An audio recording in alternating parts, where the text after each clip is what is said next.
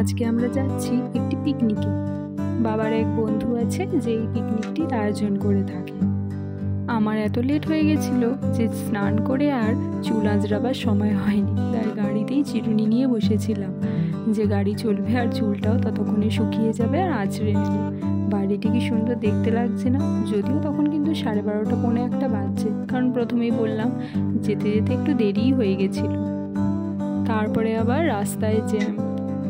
এই পিকনিক হলে কি হয় বলুন তো, কত পুরনো বন্ধুদের সাথে বা যাদের সাথে অনেক দিন দেখা হয়নি তাদের সাথে দেখা করা, গল্প করা, মনটা বেশ আনন্দে ভরে যায়, তাই না?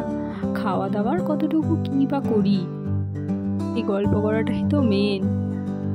এটি বর্ধমানের ফ্লাইওভার। এটি আবার দেখতে আমার খুব সুন্দর লাগে। এখানে আমার এর আগেও কয়েকটি ভিডিও ক্লিপ নেওয়া ছিল, কিন্তু তা আপলোড করা হয়নি।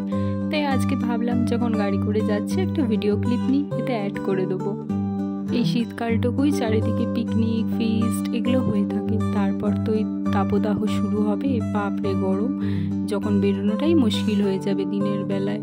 কিন্তু যাদের কাজ থাকে তাদের তো বেরোতেই হয় অগত্যা। এসে দেখলাম এরা এখানে মিউজিক্যাল চেয়ার খেলছে। আমাকেও যদিও বলা হয়েছিল খেলতে, কিন্তু আমার এসেই আর ভালো লাগছিল না। তাই ভাবলাম ওদেরকেই বলি তোরা খেল আর আমি ভিডিও বানাই। এই পুচকুটাকে দেখছেন কি সুন্দর না? ও একটা লাল জামা পরে এসেছিল যাতে জামাটা না খারাপ হয়ে যায়, বারবার সেটার দিকে তাকাচ্ছিল। আমাকে ওরা বললো তুমি যখন খেলবে না তাহলে মিউজিকের যে সিস্টেমটা সেটা তুমি করো বরঞ্চ, মানে একবার করে সাউন্ডটা অফ অন।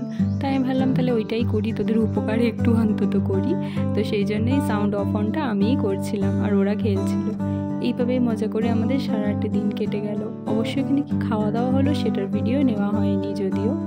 তো যাই হোক, চলুন আজ তাহলে আসি, আবার দেখা হবে পরের একটি অন্য ব্লগে। আপনারা সকলে ভালো থাকবেন, সাবধানে থাকবেন, আর আমার এই ব্লগটি কেমন লাগলো অবশ্যই জানাবেন। সকলে ভালো থাকবেন।